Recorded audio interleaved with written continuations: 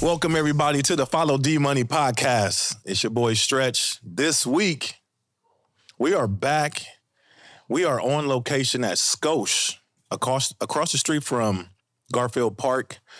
Haley has opened her doors to us, and I am here sitting down with a young man that I have been really interested in having a conversation with because I've seen him around the city. I've seen him on the internet. I've heard his music. I've watched him perform. I've seen him do things in the community. And I want to know a little bit more about you. Ladies and gentlemen, welcome to the Follow D Money podcast, RBM Rello. Yes, sir. Yes, sir. What's happening, man?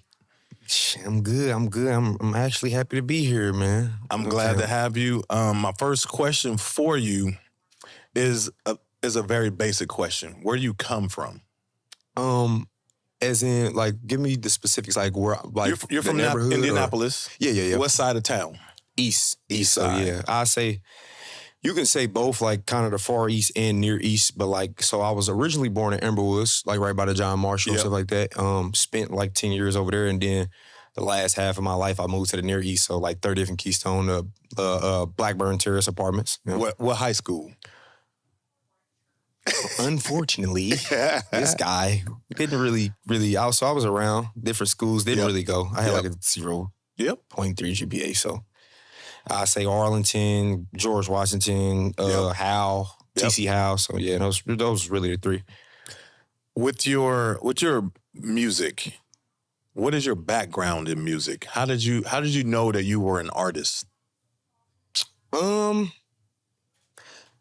would say for me, it really more so came about in my history of music. So like I do got a family history of music. So like none of them did it professionally, but I got a music family. So like my father being a singer, my mama being a singer, church, like I always grew up in church, and I really started off as the lead singer of the younger choir. Oh, really? So yeah, it went from there, and then just being young and, you know, being in the house and just, you know, I really can't explain it because I wouldn't say that's how I figured out I was an artist, I would say, but I feel like it came about more so like that, just being young, like Michael Jackson movies, being in the house, just dancing around, playing, and then one day it was more so like, I think this is what I want to do. I don't want to play basketball. I don't want to do nothing. I just want to do this. So it was kind of like just, it happened. I don't know. Was there an artist that stood out and kind of inspired you to take the road that you took?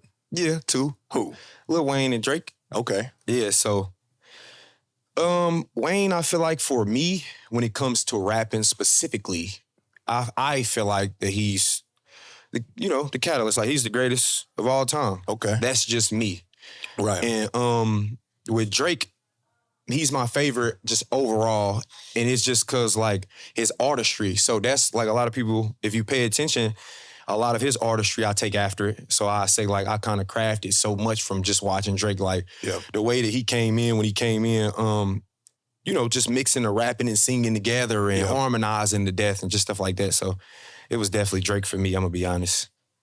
When it comes to your creative process, what about your life inspires you to create the music that you create?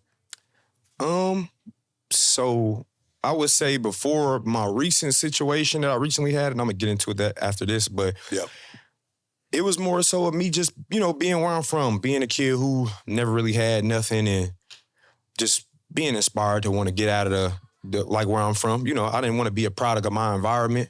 A lot of us do naturally, so I just wanted to be different, honestly. And then like it came to a point where I would say like living, like, so I had a rough childhood, I say.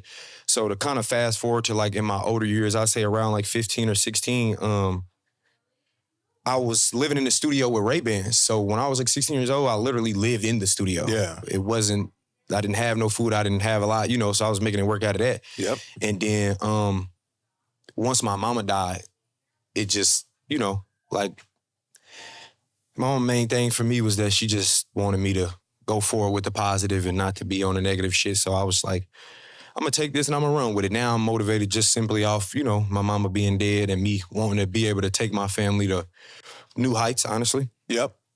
So did your mom passing, did that have anything to do with how you moved? Like, is that a reason why you was with Ray-Bans? No. So she actually passed after. Oh, okay. But like, to get into detail, I love my mom, rest in peace her soul, but to get into detail, like, I just, I had one of them childhoods where I was out. Yeah. Like, kicked out. I had been just living around for years and different people, shit like that. And I ended up running into Ray-Bans after my big brother A died. So before A died, I was actually recording with him. He was taking care of me, living with me. So, I was living with him and he was taking care of me. I bumped into Ray-Bans, ended up moving with him in the studio. He seen my potential, stuff like that. Yeah. So it just went from there. And then my mother died later. Like, okay. So Band saw that you had some potential and wanted to kind of he put you under his arm. And what'd you learn from Ray? A lot. When people, because Ray-Bans is like an engineer, a producer, an artist himself. I still give him one of the best engineers in the city for sure. Yeah. Yep. But I say really just on the engineering side, I honestly like. Yeah. He taught me how to like record myself, stuff like that, shit like that of that nature. But other than that, like, he just met me with the potential I already had. So it was more so like me working in there, trying to make my own. He was just teaching me, like, the ropes. Yeah. For real. So it wasn't no begging or you can just buy my food all this time or nothing like that. He ended up giving me a job in there where it was like, you can record too. If you want to record yourself and do this for free, we got to make it make sense. So I got a job. I started recording people there for a little bit and then it just went from there. Oh, so you have the tools too to make music. The whole song. Yeah. I record myself now. You do your own stuff? You do your own production, own engineering and all that? Yeah. I ain't going to say production fully, but as far as engineering, I do record my own songs. Okay. You need somebody to master. Or you do that too? Yeah. I would say my mastering could be better, but like a lot of what people are hearing now, just like my recent song that's going up, I recorded that myself. The Glorilla remix that went up, it almost got like 200K on my page. I recorded that myself. So the mixes, they be there. Me as an artist understanding quality, it's not 100% quality. So technically, it could be mastered better. At what point on this journey did you realize that you had talent? Because not everybody, a lot of people make music. Mm-hmm. But at some point, you realize that you got the talent. You got the talent and you're going to do this full time. Like, at what point did you decide, I'm going to go after this? 12. Actually, my grandma put me in the Ashanti program. Okay. So, it's just acting, movies, shit like that. Stuff like that. So it went from there, like me being in a program with other people who had like talent like me, and I still seen that I stood out differently. Yep. And this is like a worldwide program, you know what I'm saying, or statewide or whatever it is. I just know that it's big enough to where it's other people who has the same talent, the same level. So once I just got in the program and everybody in the program was like, bro, you different. Just acting and being me, my personality, it was like, all right, I'm everybody keep telling me I'm nice and I'm this and I'm that, so I'm gonna take it serious. So it was like 12 or 13 for sure. I actually went viral on Facebook around that time too. So it was early. I was one of the early ones, That's kind of important too, because once you go viral, you are viral, right? So how did you stay on that wave? Like when you went viral, what did it take for you to have? Because you have multiple viral videos on YouTube and things like that. Mm-hmm. So what was the key? What was the recipe for something that went viral? Matter of fact, what was that first video that went viral? The crazy thing was it actually wasn't like a YouTube drop or nothing. It was Facebook era. Oh, okay. So it was actually me, just dropping right. And I still can low-key pull up the video now. Yeah. I was 13 years old and I was singing, rapping on a video, and it just went insane. Within the first year, it almost had like 30K shares and all that. Like, it was just going crazy on Facebook. So to say that is to say, like, it didn't really transfer over till basically what you're talking about now, like the YouTube videos and stuff now. Right. It was later on in life when that came about, but basically that gave me that drive to every day now I'm writing music. Every day I'm on it. Like, I didn't even want to do nothing no more after that. I was like, I strictly want to do this. I want to do music. I'm on it. So that's it. So you just tapped into something where I was going to ask you, what do you do that's different than other rappers or any artist? Like, what sets you apart? Because I feel like if you're doing what everybody else is doing, you the same. Then you just like them. You gotta outwork, you gotta outshine, you gotta out talent, you gotta outluck them. You know what I mean? So, what is it that you have that you see in yourself that you have that other rappers, other artists, other people in the community don't have? I wouldn't say that other people don't have, but I feel like a lot of people lack the true personality behind it. Like, everybody can get on the mic and shoot them up, bang, bang, and woo this, and say a whole bunch and say a whole lot, but you can't fake who you are. Right. You can't fake the energy. Yep. You can't fake, just being a good person. So I feel like the difference between me is when people actually meet me, they tend to always be like, you actually seem completely different than you rap. Yeah, like, it's like, damn, you actually smart and just... So I feel like me just being a people person, a lot of people are just not people persons. Like, shit, I love people. I just genuinely love to connect and have fun. And so I think that's something that I have that a lot of people don't have, because it takes patience to have that too, and people just don't have patience either. I get that. I know the first time I met you, your music was introduced to me before you were introduced to me. And I would say that your authenticity just shines. Like, you're a real authentic dude. You're real approachable. It was love immediately when I met you. You know what I'm saying? So, and I really respected that. And I told you, I think it was maybe a year and a half ago, I was like, I got to have you on the podcast. Yeah. So I'm glad that we finally here. And my next question is the city of Indianapolis. What is its voice? Like, to me, what is the definition of Indianapolis hip hop? Like, how would you define it? Creative. And why I would say that is because a lot of people fail to realize we haven't had a set sound or nothing. Like, we haven't had a Young Thug or nobody to set a certain bar for people to go in a certain direction. So actually, I feel like when it comes down to the history of it, like, when you think about the Atlantas and all these, you do get a lot of people who take after certain people who came up before them, like, who really got to be big. With us, it's like, everybody is just different. Like, people got different sounds. They dress different. They come different. And it may be mixtures of a whole lot of shit that come from wherever it come from. But I feel like we do have that. Like, we don't have a certain specific type of lingo or a certain specific type of way to dress. Like, we were, like, New York people just own Timbs, and we don't have that. Like, it's just all creative. Like, people do whatever they do and just free. They open. So you kind of got freedom. Freedom, yeah. Freedom and creativity, yeah. That's true, because now, like, there's like trap, there's gangster, there's conscious, there's rock, there's, they got punk rap, everything. And everybody out here is doing all that. If you had an opportunity to work with somebody in Nap right now that you never worked with, who would you pick? Debo.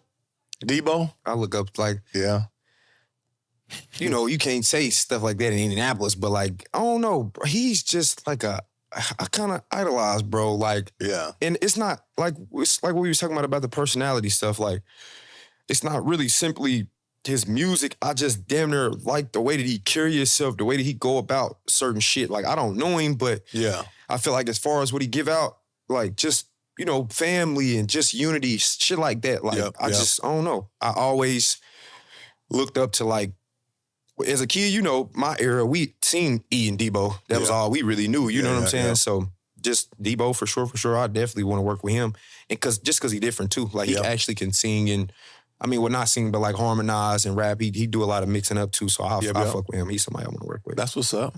What do you see? What do you see yourself doing in 5 years? Do you see yourself on a larger scale? Do you see yourself more in the city of Indianapolis, or you want to be signed to a big label? What's your dreams in the next 5 years? Okay, my dream in the next 5 years, I would say one of them is to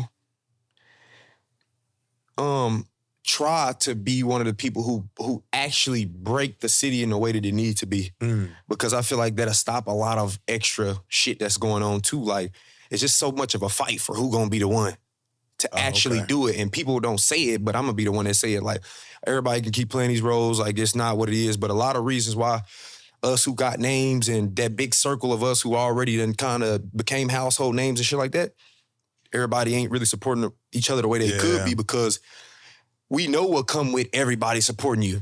Somebody's gonna get the key. You know what I'm saying? And like, a lot of people can't accept that it may not be you. You may come after, but the fact that the first person who get to do it is gonna be able to claim that they like the king and somebody shit like that. Gotta get the crown. Somebody gotta get the crown, and people's fighting for it right now. Everybody want the crown. It keep us from supporting each other the way we supposed to. That's a great point. And how do you suppose we crown somebody in Indianapolis?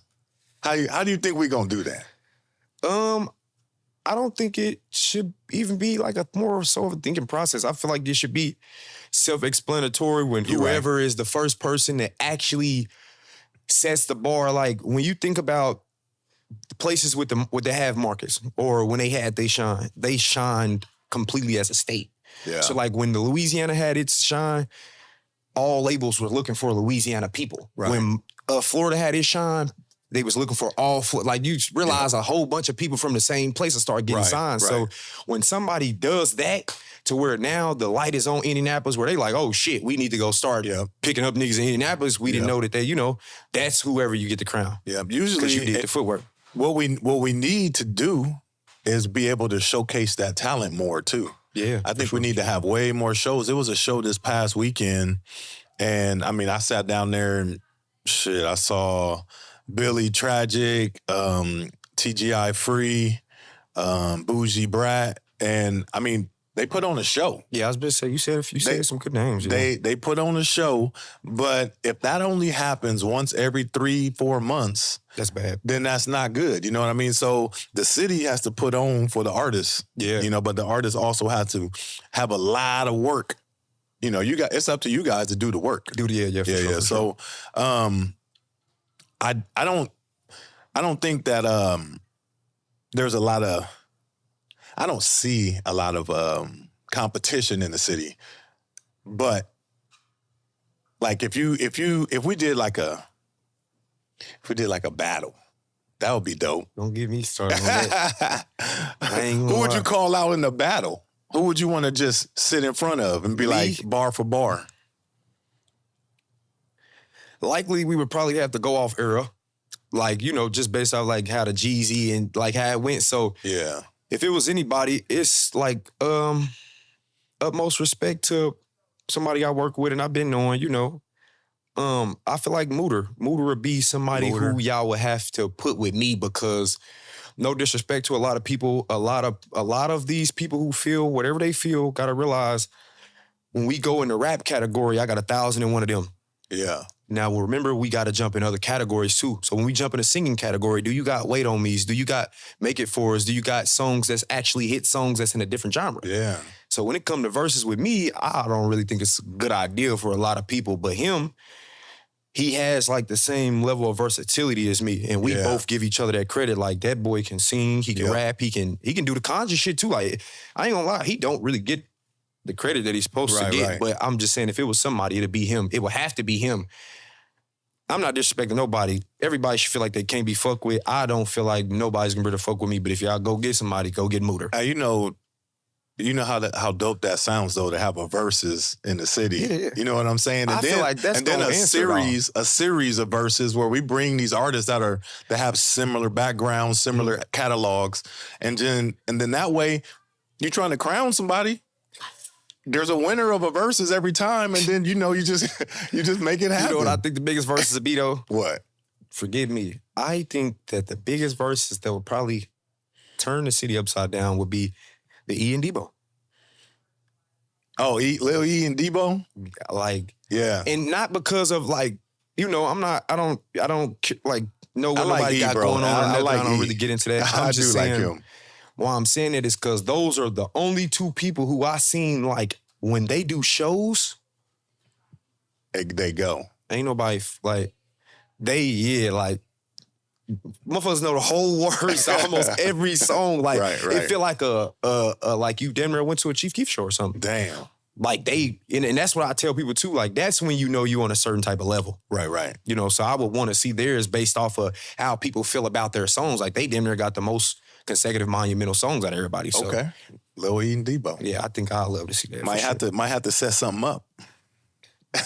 Don't put me. Yeah, I'm just. This is my personal opinion. I'm just saying that's just me. Don't quote me on it though. Okay, so earlier this year, the biggest news in hip hop was the beef between K. Dot and Drake, and you said that Drake was one of your inspirations. Mm-hmm. Me myself, being from the city of Los Angeles, Kendrick has always been somebody that I've not looked up to, but he inspired me, and he also made me feel when I'm away from home, I can listen to his music and feel like I'm at home. Yeah, you know what I'm saying. I love Kendrick too. So the whole beef, the whole journey that music went through inspired me all summer. Like for sure, I was waiting. I was memorizing the songs. I was looking at YouTube. I was looking at YouTube people breaking down the lyrics. I was doing all that, bro. So tell me a little bit about how, as a Drake fan, because you're on the other side. So everybody that I know, everybody I grew up with, we don't even have a choice. It was no, you know, and you're not from Toronto, you're not from LA, but you're a Drake fan. You know what I'm saying? So you are less biased than anybody that I would know. So and I'm gonna keep it all the way real. Yeah. So let me know how you felt, what was going on in your head during that time. Because this is interesting to me. Drake ever see this interview? Drizzy, I love you, bro. You got killed. You lost. Like, and let me say this. As an all-around artist, I would not say that I think Kendrick can fuck with Drake. I'm not going to say that. Okay. And I'm going to give my opinion why and then get back to... Yep. Because I feel like when we talk about certain shit, we do got to talk about the reality of it. Like, if you was to ask that man to sing and turn the auto-tune off. Yeah. Get what I'm saying? I'll get to the depth of the truth. So, and on that case, the real vocals. Yeah, and that matters. Like, you know what I'm saying? So that's the reason why I still, Drake is just my favorite, So, but with the battle, I'm not even gonna lie, bro. Like, you died, bro. Like, you died a horrible death to where I was fighting my mans and them about it. Right. I heard once he got to that, which one was it? Was it the Tupac? The sexy one. He responded when he put the sexy red shit in it. Oh, yeah. I was like, cuz these light ass responses is killing me. Like, It hurt me because I'm like, why are you letting him do you like this, bro? Like, hold on, like, is this not the Drake I've been knowing for my whole life, like, or something? Because I know you got more than this. Like, the raps was just too light. The last response was good. The Family Matters? It was the last one where he was basically saying like that the information was fake and shit like that. I don't remember the exact name, but I just feel like the way he approached it was way better. Like, but he lost that battle. Factual. Okay. Like, can't fuck with Kendrick on that battle rap shit. Just quit. Yeah, he's diabolical when it gets super petty. When it come to being direct, leave that man alone. Leave that man alone. You are still young, man. You're a young man, and you have been around. You've done a lot in the music industry, and when you see young people, because the show that you had at Hot Boys, it was a lot of young talent, crowd, a young crowd, young artists, and they were looking up to you like you was the OG. You know what I mean? So you're moving into a new era for your career. And how do you accept that title as like OG? Because I'm not an OG to you. Like where I'm from, I would be OG. But I'm not from Indianapolis, so I would never consider myself an OG here. Mm-hmm. But when I look at you, I just see youth. You know what I mean? I see youth, and I want to give you everything that I have. You know what I mean? Like, that's what an OG does. Yeah, that's how. Yeah. We give knowledge. You know what I'm saying? Like, we've been through it, and we don't want you to go through it. Yeah. So, how do you accept your new title as OG Rello? I mean, shit. It's really like what you said. Just that acceptance and looking at it.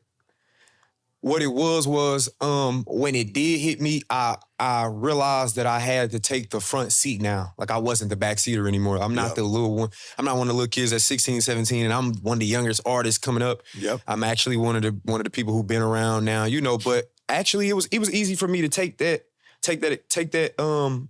seat because A did it for me. So my brother that died, he was 24 when I was 16. Okay. And, he knew me like just simply from music. And he took me in and took care of me and everything. Yep. So when people see me in this, I'm glad that you asked me that question, because if people see me and see that I deal with a lot of people on the music level and think that like I'm just you everywhere with everybody, and it's like, nah, I just got a positive mindset where I see, like, if I can help you, I really don't care where you from or nothing like that. If you young, I can give you the game. You don't have to go through what I went through for 4 years of, and even sometimes I tell people that's really the main point to it. I went through certain trouble to become me within the 4 years of work that I did. Yep. I can skip you past a lot of trouble by just giving you the information. You know what I'm saying? Yep. So that's just me, and I feel better about myself. That's why I was telling y'all, like, I'm a people person. Right. So if I don't help nobody, I don't feel good about myself. Right. So that's just me. Like, younger people, especially because they the new generation after us, and they are actually being led wrong completely by the internet and everything else. So if I can get to you through music and just give you, like you said, OG status and give you information, whether it's music or not, that's just how I do. So I definitely took that seat early, just probably because of my mindset, really, too, because I ain't even at the OG age yet. I'm 22, man. Nah, yeah. But everybody OG is not an age, though. OG is an experience, you know what I mean? So people have to realize that, and for you to be able to say that, you are probably enlightening a bunch of little kids, youngsters out there that are like, shit, I look up to Rello, and now I know that I can talk to him. Yeah, hell yeah. You know what I'm saying? So call me, text me that paragraph. Yeah, so that's love right there, bro. And with them listening to that and them hearing you say that, I'm sure that you are just inspiring people right now.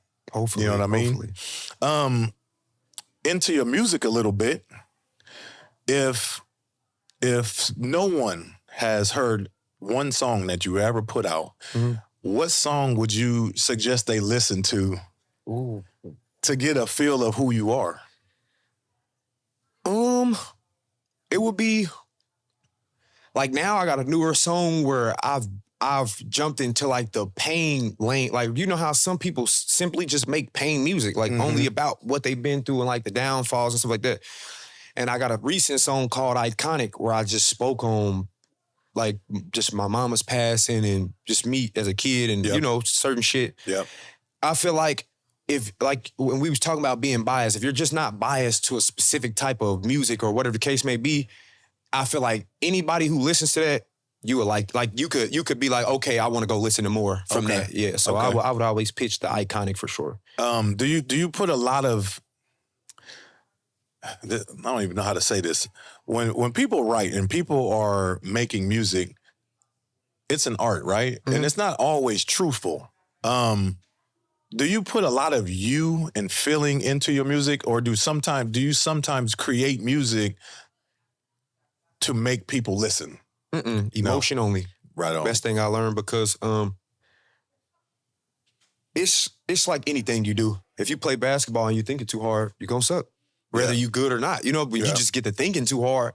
So everything is just emotion with me. I let the beat flow, and I don't even write my music either. So I'm like Wayne, I just come out the head anyway. So it'd be more so of just letting the beat come on. If the beat come on and it give me that feeling, shit, damn near it just comes out. But I've been through enough to where emotionally, depending on how the beat sound, I got something for it. Likely, like if it's a pain beat or it's just something that, make me want to talk about partying or whatever the case may be. Since I don't write, it's always just, it's a flow. That's why I say everything is just energy with me. I try my hardest not to think at all. Yeah. And just feel. That's what's up, bro. So you freestyle a lot. Yeah, I freestyle everything. Damn. Yep. So everything you probably definitely done heard for sure. Or everything that the city know, like the OK bets and everything, this all freestyle. Damn. My whole career is freestyle, basically. I probably got 2 or 3 songs that I just was like, oh, let me see if I can write, and did it. But everything else is completely freestyle. Yeah. That's people can vouch. The Ray-Bans is the whoever record. They'll tell you. That's talent, bro. What's been the best? What's been the best advice you've gotten till now?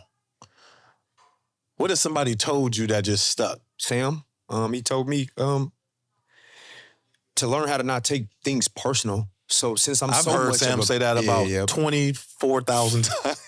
And I had to let it resonate on who I am because people are different people. So I'm a people person. So when I try my best to do good and do certain things, I find myself always trying to understand why a person is the way they is and shit like that. And I shouldn't. Mm-hmm. So I just learned from him, like, if you never make it personal from the get-go, a lot of times you'll be all right. You know what I'm saying? Or you won't even, like, everything got a cause and effect. And sometimes because you made it personal, the effect of it was just based off you making it personal. Like you had too strong of an emotion about something that probably wasn't even that deep. Yeah. So, and that's how I lost a lot of relationships. So I can admit that too. Like I have lost a lot of relationships off being too just intense with my emotion. Mm-hmm. So, you know, I just had to learn, like, shit, don't take nothing personal. I'm not no overly emotional person, and I'm just saying, like, I had to learn just not to take shit personal, simple. Like, stuff's business. Some guys is gonna show you love, and y'all gonna build a relationship and become brothers from it. Right. Some guys gonna show you love because they can benefit from you. Right. And once they done benefiting from you, benefiting with you, then they, you know, it's over with. They don't want to talk to you no more. It's not really gonna be no business. So, and when stuff like that happen, me being from the hood and stuff too, like, oh, motherfucker, use me. Right. Like, oh, you know, I'm mad. And like, oh, I'm unfollowing you and all that. Like, you know, but it's just like, you get grown and you get older, you become a man. You start to learn that every relationship is a lesson, bro. Every single interaction that you have, you learn from that interaction and that relationship. I will give you some advice. It would be to always try to lose your ego. Okay. And I'm not saying that you have with it. Nah, I do. I'm not saying that you have it. But when I say lose your ego, we had a conversation about you not being on many podcasts, right? So when you take the idea of losing your ego, that allows you to reach out. That allows you to show love and respect to somebody who has a platform that could help you. Yeah. That allows you to put yourself in a compromising position and say, hey, bro, let's have a conversation. I like what you do. I have a story to tell. You know, so if you can allow yourself to lose the ego and make yourself available, then a lot of doors are open for you. You understand what I'm saying? So that's my advice. I want to know, I ask all my guests one question, and I want to know how you would define success. Success? I used to have a different definition, but, you know, me just recently learning a lot more, being older, because I do a lot of researching now on my downtime. So me just taking time to always research and learn.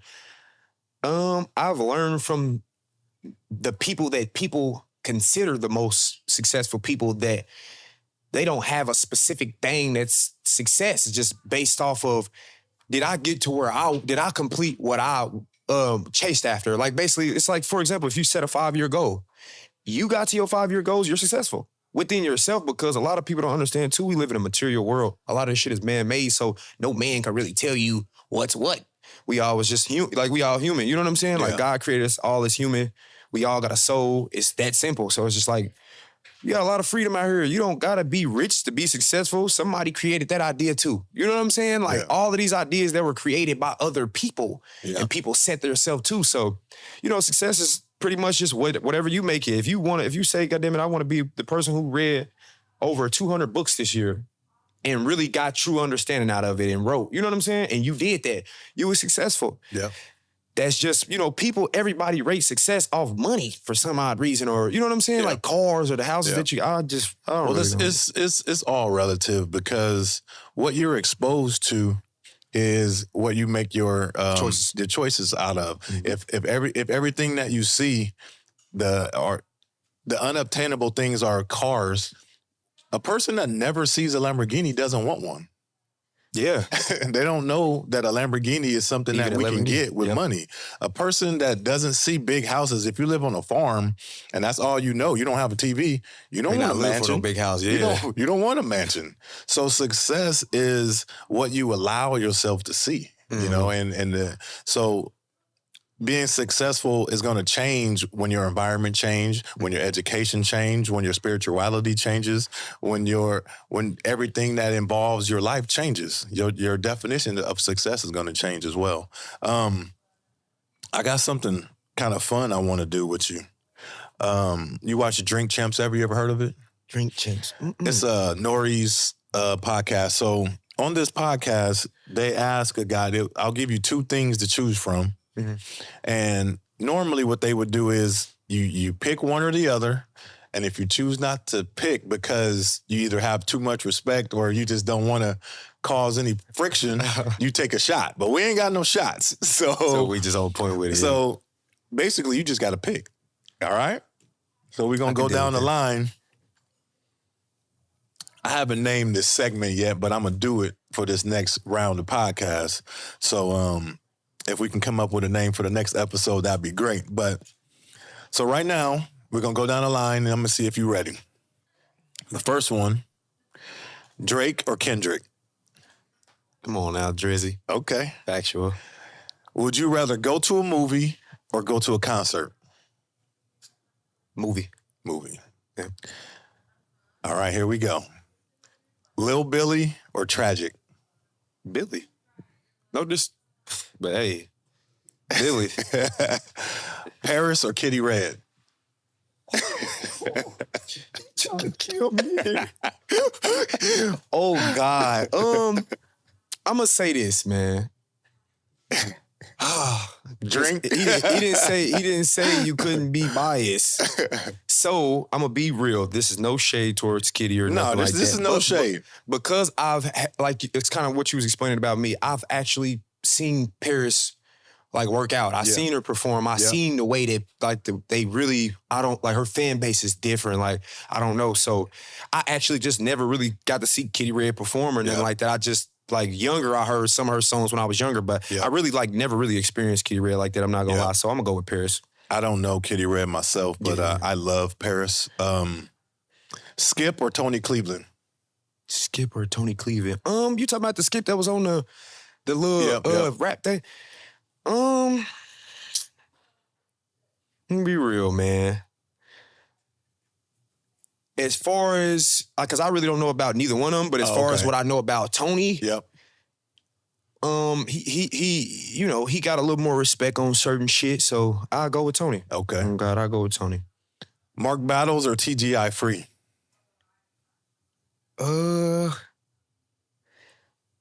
I ain't really a big Mark fan, but I go with Mark on that. Okay. Yeah, I'm gonna go with Mark on that. TGI Free? I'm going with TGI Free. I don't know who that is. Okay. Yeah, so I just ain't, I'm no disrespect to him, but I just literally never heard his music. Kobe or LeBron?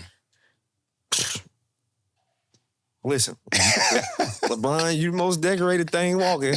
You the greatest all time. I'm gonna say it out loud, but you ain't Kobe, my boy. I love Kobe. There ain't nothing getting around Kobe. So that's just me. Mike Tyson or Floyd Mayweather? Tyson will hurt that young man. Okay.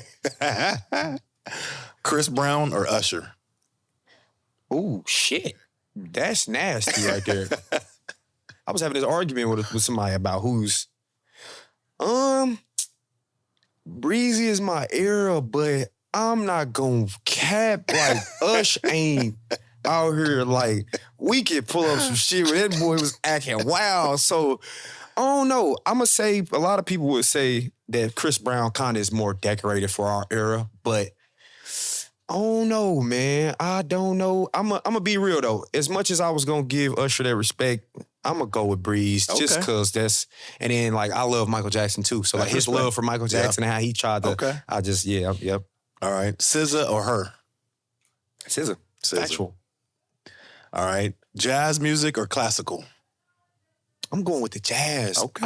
I'm an energy person. Okay. That's smooth. Okay. You somewhere off a drink just chilling this is nice right here. This is nice, yeah. All right. Pizza or tacos? Pizza or tacos? Taco Bell always did me wrong, so I'm gonna go. And that's not all tacos, but I'm saying I always hated Taco Bell to begin with, and then I left tacos alone almost from that point on. So I'm gonna go with the pizza. Man. I'm gonna go with the pizza. Okay. You want to drive the car or ride in a car? I'm a ride type of guy, man. I ain't gonna lie, cause when you rap, Ego. So you want to drive me around like I'm the guy. Yeah, right. So you going spring or fall? I'm gonna go with spring because I'm a summer baby. Okay. So it's closer to being hot. I hate the cold. Yep. You taking $5 million straight up or $5,000 a week forever? Taking $5,000 a week forever. Who's slow? Somebody dumb. They take that $5 million. You ain't counting. Okay, but yep, I'm taking the $5. All right, so I had a lot of fun, bro. I think a lot of people got a lot to know, got to learn a lot about you. And the conversation is not done. This is just a little piece of it. But hopefully we can grow this relationship, maybe do a versus or something. You know what I'm saying? Like, that's a great idea. We can put that together. That's a great idea. I want to thank Haley again for letting us use Scosh. I want to thank Sam. Sam's back here. I don't know if they can see him, but Top View always doing things for the city, allowing this podcast to have you on here. And I want to thank them for being a part of the Follow D Money podcast coming up in the near future. And be on the lookout for a lot of things. Follow D Money, Rello, Top View, City of Indianapolis. Scosh. Peace.